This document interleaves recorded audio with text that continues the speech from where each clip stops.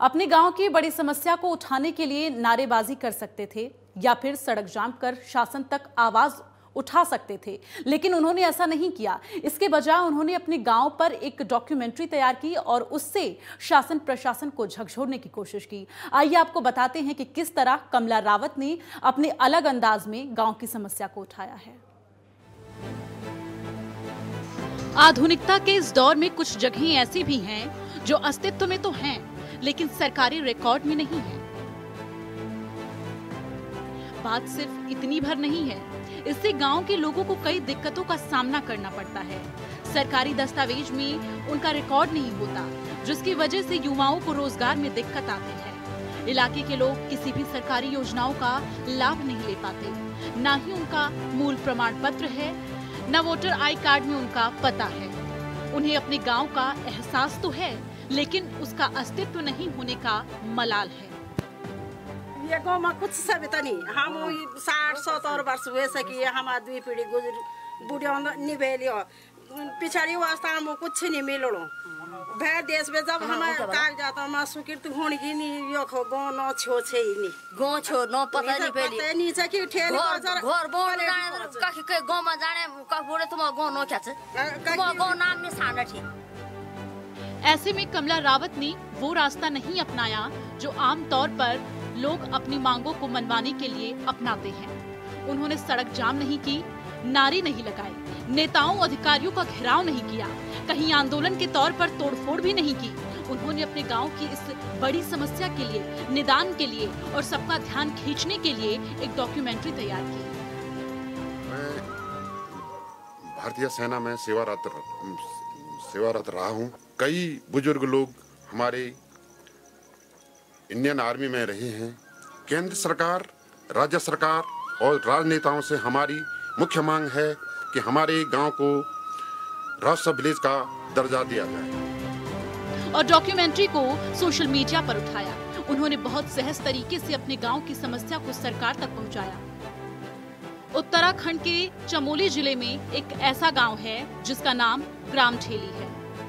यूं तो इस गांव का इतिहास 100 साल पुराना है, लेकिन हैरत की बात यह है कि आज भी इस गांव को राजस्व गांव का दर्जा नहीं मिला है, जिसका मतलब ये है कि इस गांव का किसी भी तरह का कोई रिकॉर्ड सरकारी दस्तावेजों में शामिल ही नहीं है। नतीजा, पहचान होकर भी लोग अज्ञात बनकर रहने को मजबूर हैं।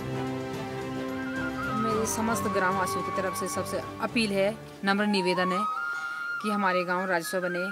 हमें दर दर की ठोकरें खानी पड़ती है। जैसे सरकारी नौकरी के लिए बच्चे, अभी मतलब हाल ही में जब पोस्ट खुली फौज की, तो वहाँ पे हमारे बच्चे गए तो मतलब डॉक्यूमेंट मतलब बनाने के लिए बड़ी दिक्कत हो रही है।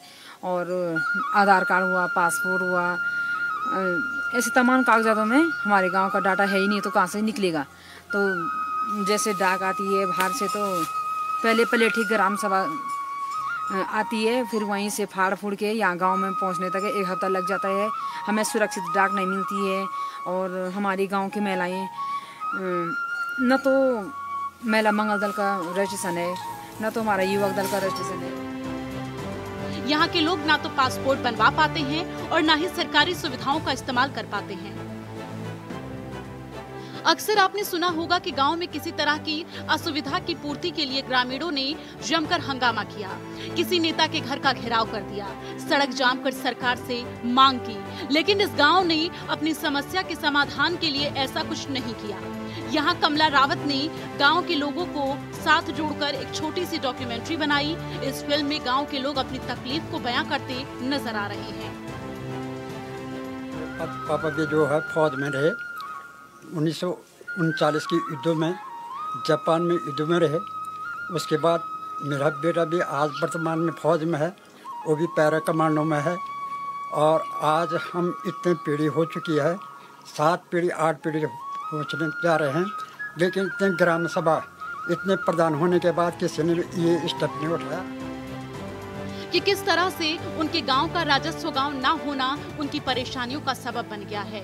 और यही वजह है कि ग्राम ठेली गांव का अपना कोई अस्तित्व नहीं है, बल्कि उनके गांव को पलेठी गांव से जाना जाता है। इस गांव में 45 परिवार हैं, जिनकी आबादी 300 से ऊपर है। और अगर वोट बैंक की बात की जाए तो यहाँ पर 200 मतदाता हैं। यही वजह है कि अपनी समस्या को लेकर गांव वाले शासन प्रशासन, सभी विभागों और सभी जनप्रतिनिधियों को ज्ञापन भी सौंप चुके हैं, लेकिन उनकी समस्या का अब तक कोई समाधान नहीं किया गया। जिसके बाद सामाजिक कार्यकर्ता कमला रावत ने एक अनोखा अंदाज अपनाया और अपनी समस्या को डॉक्यूमेंट्री का रूप दे दिया। इस डॉक्यूमेंट्री में ना तो धमकी है, ना नाराजगी है, ना आक्रोश है और ना ही किसी तरह की निराशा। जी हाँ, निराशा भी नहीं है, क्योंकि यहाँ के लोग परेशान जरूर हुए हैं, लेकिन हताश नहीं हुए हैं। वो आज भी अपनी समस्या से लड़ रहे हैं। डॉक्यूमेंट्री संघर्ष जरूर है। शायद इसी को कहते हैं स्पोर्ट्समैन स्पिरिट। और समस्या भले ही दूसरे गांव जैसी लगे, लेकिन समाधान का तरीका बड़ा ही अनोखा है। Bureau report, network 10। और यहाँ वक्त अब एक छोटे से ब्रेक का हो चला है। जल्द लौटेंगे, आप देखते रहिए नेटवर्क 10।